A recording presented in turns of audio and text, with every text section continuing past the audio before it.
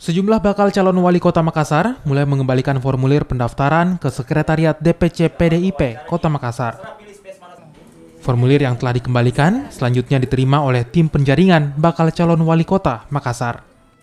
Sebelumnya tercatat 16 bakal calon wali kota telah mengambil formulir pendaftaran wali kota Makassar sejak membuka pengambilan formulir pada 1 September lalu.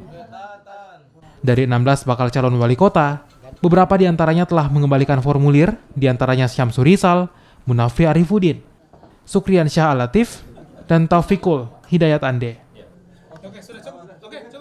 Tim akan maju.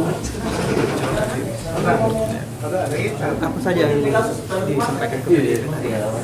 Kami menyampaikan bahwa saya dengan PDIP bukan pertautannya sudah sejak lama dan besar harapan saya untuk bisa bersama-sama PDIP untuk berjuang.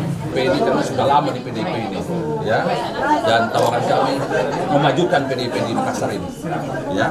Kalau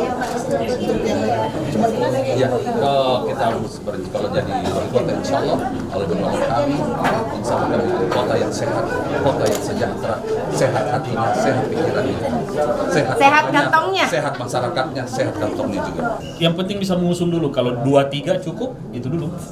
Kalau untuk pasangan mungkin Ya Pak, kan tahun lalu dengan Ibu Cicu, tahun ini bagaimana Pak? Tahun ini dengan siapa mungkin Pak? Ya kita belum tahu karena semuanya mau jadi wali kota kan. Belum ada yang mau bilang saya mau jadi wakil wali kota, belum ada. Nah kita lihat dulu bagaimana, ayo kita membangun sebuah optimisme bersama dulu, semuanya maju jadi wali kota. Nanti pada saatnya nanti kita akan berafiliasi bersama dan akan menghasilkan sebuah pasangan yang punya kelebihan dan punya kekurangan masing-masing.